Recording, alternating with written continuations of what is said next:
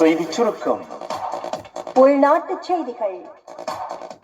ஜனாதிபதி அனுருகுமார திசாநாயக்கவின் வழிகாட்டலில் அமலாகும் வீடமைப்பு திட்டத்தின் கீழ் யாழ்ப்பாணத்தில் நிர்மாணிக்கப்பட்ட வீடொன்று பயனாளியிடம் ஒப்படைக்கப்பட்டுள்ளது. இந்த வீடு தென்மராட்சியில் உள்ள மீசாலை கிழக்கில் அமைந்துள்ளது. இந்த வீடு 3 மாத காலத்துக்குள் நிர்மாணிக்கப்பட்டிருந்தது. இதற்குரிய செலவு 20 லட்சம் ரூபாவாகும். இதனை பயனாளியிடம் ஒப்படைக்கும் நிகழ்ச்சியில் அமைச்சர் ராமலிங்கம் சந்திரசேகர் உள்ளிட்ட முக்கியஸ்தர்கள் பங்கேற்றார்கள். வெளிநாட்டுச் செய்திகள். இந்தியாவில் ஆன்லைன் மோசடிகள் அதிகரித்துள்ளதை அறிக்கைகள் சுட்டிக்காட்டுகின்றன.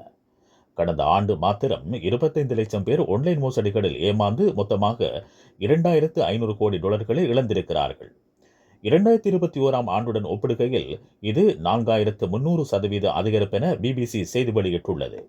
இந்த அறிக்கையை தொடர்ந்து இந்தியாவின் மத்திய வங்கி இணைய வழி பாதுகாப்பு திட்டங்களை அறிமுகம் செய்துள்ளது. விளையாட்டுச் செய்திகள்.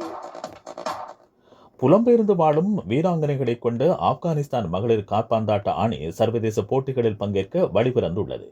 இதற்கு வழிவகுக்கக்கூடிய சட்ட திருத்தங்களுக்கு சர்வதேச கால்பந்தாட்ட சம்மேளனம் அனுமதி வழங்கியிருப்பதாக சர்வதேச ஊடகங்கள் அறிவித்துள்ளன.